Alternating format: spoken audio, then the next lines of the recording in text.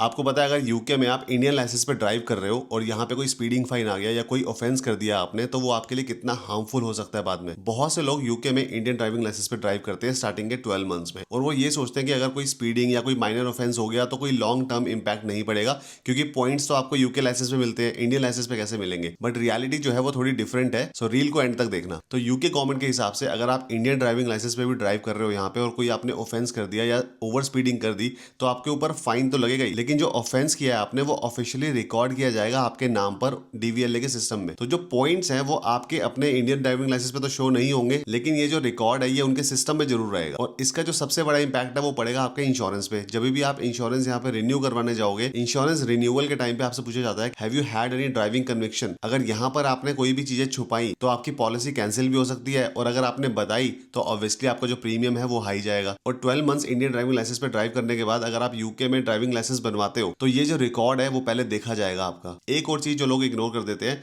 आप 12 मंथ्स तक ही Indian driving licence पे ड्राइव कर सकते हो यहाँ पे, उसके बाद आपको यूके का ड्राइविंग लाइसेंस चाहिए होगा। अगर आप नहीं लेते और स्टिल ड्राइव कर रहे हो तो वो ड्राइविंग जो है वो इलीगली मानी जाएगी। तो इसीलिए अगर आप इंडियन ड्राइविंग लाइसेंस पे भी यहाँ पे ड्राइव कर रहे हो ना, तो रूल्स जो है वो हमेशा फॉलो करते रहना। किसी भी तरह की ओवर स्पीडिंग और जो ऑफेंसेस होते हैं वो अवॉइड करना। Save and share this reel with your friends and follow for more.